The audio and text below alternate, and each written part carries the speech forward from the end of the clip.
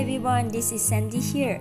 Today I'm going to show you the way to cook Sambal Petai with sweet, sour and spicy flavor, which is one of the most classic foods in Malaysia. Hope you guys like it and enjoy this video. First of all, I have prepared the ingredients as below. 90 grams of stinky beans, 600 grams of sliced chicken breast, a few asam jawa, which is so-called tamarind, 2 big onions, 30 pieces of shallots, 30 grams of dry chillies, 2 lemongrass, 65 grams of dry shrimp, and 2 small turmeric. Well, the ingredients are all done. Let's get started. Put the tamarind paste inside a small bowl. Pour some water into it. Place it until it's blend. Then we set it aside. Secondly, we roughly cut the onion, shallot, lemongrass, and turmeric into smaller pieces, as it will make us easier to blend it later. And remember, wash the dry shrimp and soak into the water for a minute. Next, slide the dry chili that I have soaked into the hot water before.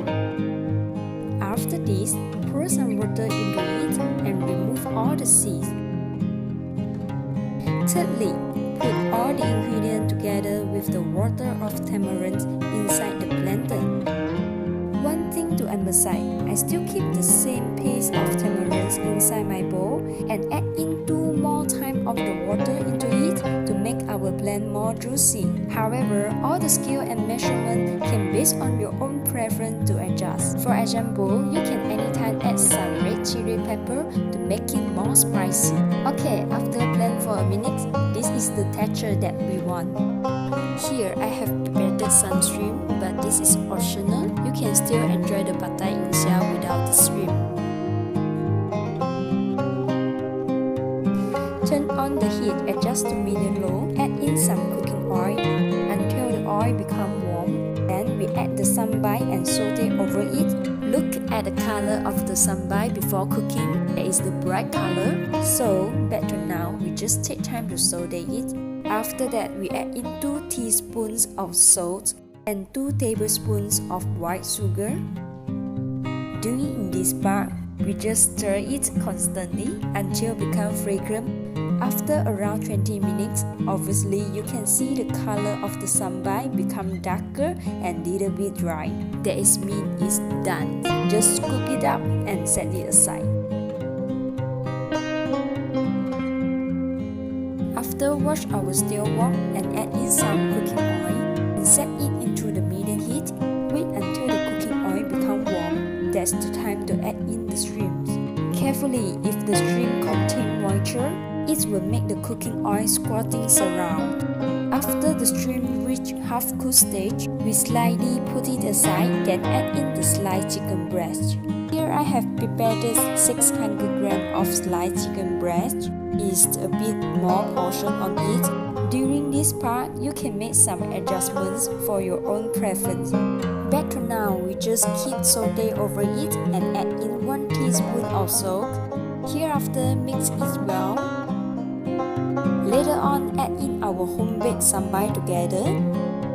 You also can base on your own portion of chicken breast or shrimp to decide the gram of the sambal. For my portions, I add in all on it. So carry on. We add in 1 tablespoon of white sugar. Let it bring up a bit sweetness. At the same time, we also pour some water into it when it looks a bit dry. After that, maintain to saute it.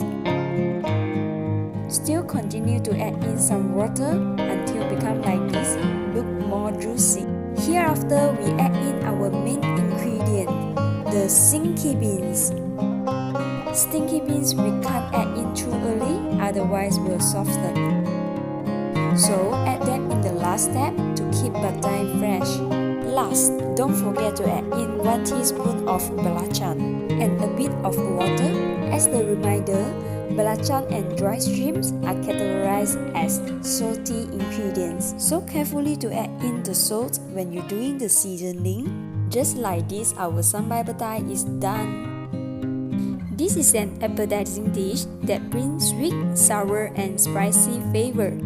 is very nice when you pair with the steamed rice together. So hope you guys like it and see you all next time. Bye bye.